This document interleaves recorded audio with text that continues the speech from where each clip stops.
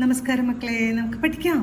ഇന്ന് നമ്മൾ കവർഗത്തിലെ 4ാമത്തെ അക്ഷരമായ ഘ ആണ് പഠിക്കാം. കവർഗത്തിലെ 3ാമത്തെ അക്ഷരമാണ് നമ്മൾ തൊട്ട് മുൻപത്തെ ക്ലാസ്സുകളിൽ പഠിച്ചിരുന്നത്.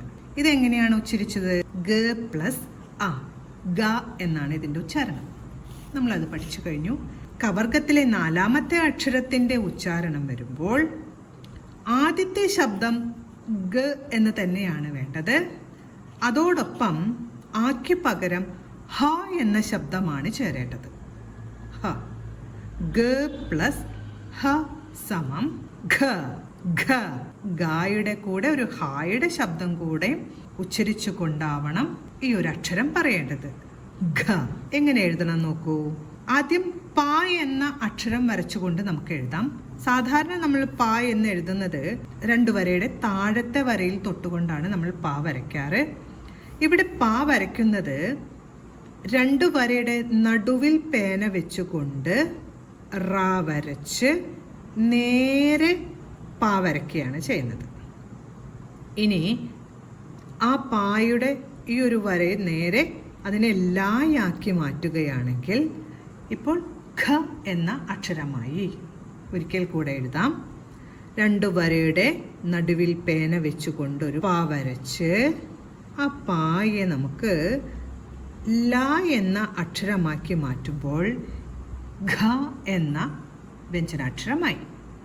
ഘ ഒരിക്കൽ കൂടെ വരയ്ക്കാം. ഒരു പാ വരച്ചു.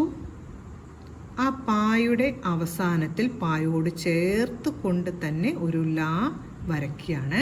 ഇപ്പോൾ ഘ എന്ന അക്ഷരമായി. ഇനി നമുക്ക് ഘ വരുന്ന വാക്കുകൾ പഠിക്കാം. ആദ്യം പഠിക്കുന്ന വാക്ക് മേഘം എന്നാണ്. മേഘം, മേ ഏടെ ചിഹ്നം എഴുതി മാ വരച്ചു. മേഘം. ഘ വരയ്ക്കാനായി ആദ്യം ദേ പാ വരയ്ക്കണു. അതോട് ചേർത്തൊരു ലായും കൂടെ വരച്ചു. ഇപ്പൊ ഘ എന്ന അക്ഷരമായി അമ്മിന്റെ ചിഹ്നം ചേർത്തു. മേഘം. അടുത്ത് നമുക്ക് സംഘം എന്നെഴുതാം. സംഘം. സം, സാ വരച്ച അമ്മിന്റെ ചിഹ്നം. സം ഘം.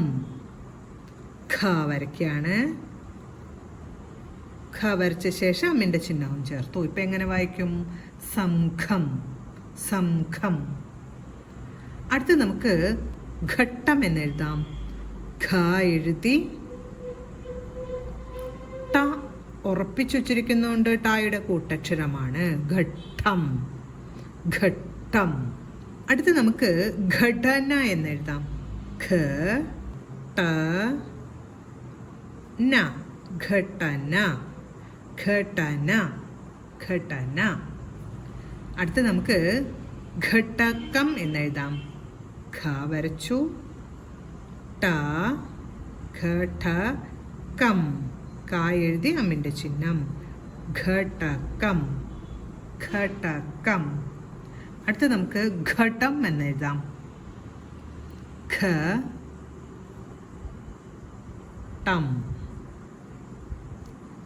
ഘട്ടം, ഘട്ടം. ഇന്ന് നമ്മൾ കവർഗത്തിലെ 4ാമത്തെ അക്ഷരമായ ഘ ആണ് പഠിച്ചത്.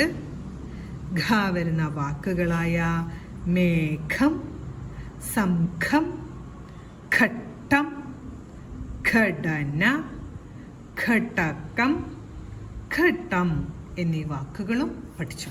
ഇന്ന് നമ്മൾ പഠിച്ച വാക്കുകളെല്ലാം പറഞ്ഞുകൊണ്ട് എഴുതി പഠിക്കണം. അടുത്ത ക്ലാസ്സിൽ കാണാം മക്കളെ. നമസ്കാരം.